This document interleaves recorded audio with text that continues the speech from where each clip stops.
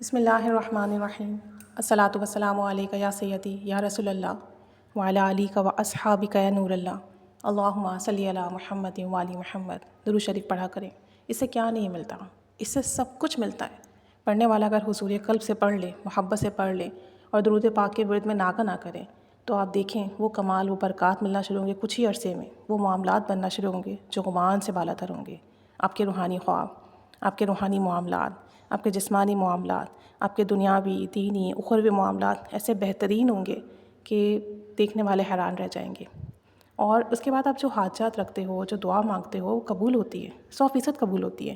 درود شریف پڑھنے والا کبھی محروم نہیں رہتا۔ درود پاک ایسا وظیفہ نہیں کہ آپ اسے پڑھو اور آپ کی مراد پوری نہ ہو، آپ کی دعا قبول نہ ہو۔ جب دعا کی قبولیت کے لیے شرط رکھتی کہ اول آخر درود پاک پڑھو، تو پھر وہ عمل جو درود پاک پڑھنے کے بعد یا وہ دعا، وہ حاجات جو آپ نے مستقل درود پاک کے ورد کے بعد مانگی تو وہ کیوں نہ ملے گی؟ بے شک ملے گی، ضرور ملے گی، بہترین ہو کے ملے گی۔ کامل یقین سے پڑھیں، توجہ ادب سے پڑھیں، محبت سے پڑھیں۔ صرف زبان درود نہ ورد کریں، آپ کا پورا وجود، آپ کی روح، آپ کا قلب، آپ کے جسم کا رواں رواں درود ورد کریں۔ تعداد بھلے کم ہو، لیکن پڑھنے کا اگر یہ انداز آپ کے پاس آ گیا نا تو پھر کمال آپ کو وہ ملے گا کہ آپ کے غمان میں بھی کبھی نہیں آیا ہوگا۔ ایسے کمال اور برکات ملیں گے۔ ایک خاتون کہتی ہیں کہ کچھ عرصے پہلے میرا بیٹا شہید ہو گیا، اب بڑی تمنا تھی کہ اپنے بیٹے کو خواب میں دیکھوں۔ کہتی ہیں کہ ماں تھی، تڑپ تھی، روزانہ روتی اپنے بیٹے کے لیے، دعائیں کرتی، لیکن کوئی اسباب نہیں بن رہے تھے، بیٹا مجھے دکھ نہیں رہا تھا۔ کہتی ہیں ایک اللہ والے کے پاس گئی اور ان سے کہا کہ حضور نظر کرم فرمائیں، کچھ ایسا پڑھنے کے لیے بتا دیں کہ میں پڑھوں اور مجھے میرے بیٹے کی زیارت نصیب ہو جائے، خواب میں مجھے میرا بیٹا دکھ جائے۔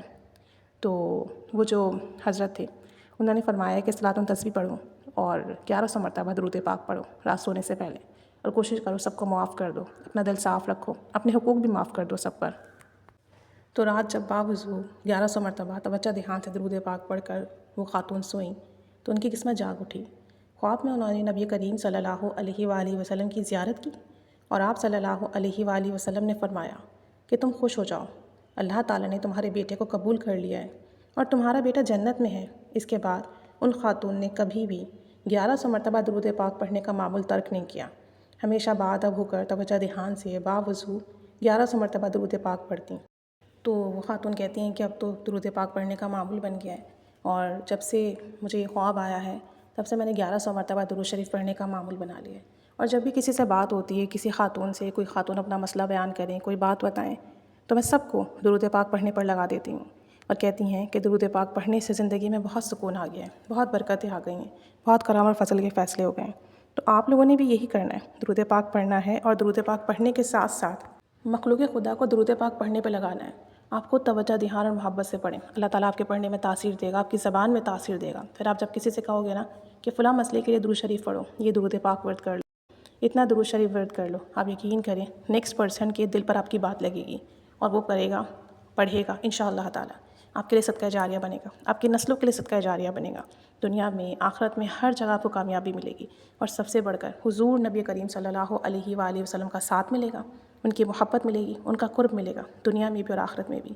تو اس ایک کام کو نا اپنی زندگی میں شامل کر لیں، خود بھی درود پاک توجہ دھیان محبت سے پڑھنا ہے اور دوسروں کو بھی اس پر لگانا ہے۔ جتنی زیادہ امت درود پاک سے جڑتی جائے گی اتنے زیادہ سرکار دو عالم صلی اللہ علیہ وآلہ وسلم ہم نالائکوں سے، ہم نکموں سے خوش ہوں گے، اور اگر وہ ہم سے راضی ہو جائے، وہ ہم سے خوش ہو جائے تو پھر خود سوچئے کوئی دین کا کام، کوئی دنیا کا کام، کوئی آخرت کا کام آپ کا ادھورا رہے گا، آپ کا نامکمل رہے گا؟ ہو ہی نہیں سکتا۔ کامل یقین رکھیں، درود پاک سے سہارا لیں، درود پاک کو ہی اپنا ورد بنائیں، اور پھر دیکھیں کیسے کرم کے، فضل کے، برکت کے دروازے کھلتے ہیں انشاءاللہ تعالیٰ۔